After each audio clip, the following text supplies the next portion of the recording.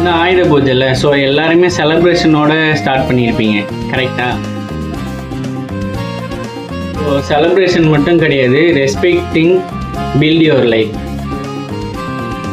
இன்னைக்கு ஒரு ஸ்டோரி லைனோட போயிடலாம்.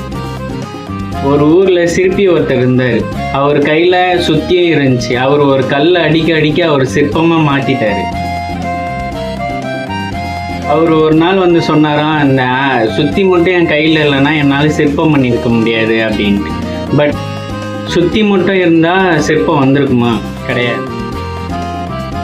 இன்னைக்கு ஆயுத பூஜையோட லெசனே டூல்ஸ்க்கு இம்பார்ட்டன்ஸ் இருக்குது, பட் அதை பிடிக்கிற கைக்கு ஒரு லைஃப் இருக்குது. வந்து பார்த்தீங்கன்னா ஒரு சிற்பிக்கு அவர் கையில் இருக்கிற சுத்தி மாதிரி, ஒரு டிரைவருக்கு அவர் கையில் இருக்கிற ஸ்டேரிங் மாதிரி, அதே மாதிரி ஒரு ஸ்டூடெண்ட்டுக்கு அவங்க கையில் இருக்கிற பெண்ணு மாதிரி. இந்த மாதிரி எல்லாருக்கும் டிஃப்ரெண்ட்டாக பொருள் மாறும். பட் இது எல்லாத்துக்குமே காமனாக ஒரே ஆயுதம் என்ன தெரியுமா? டிட்டர்மினேஷன், மன உறுதி தான் வேண்டும்.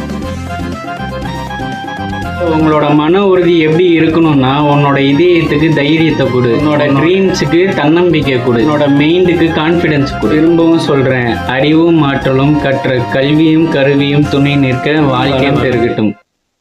இனிய ஆயுத பூஜை நல்வாழ்த்துக்கள். Stay strong, stay motivated.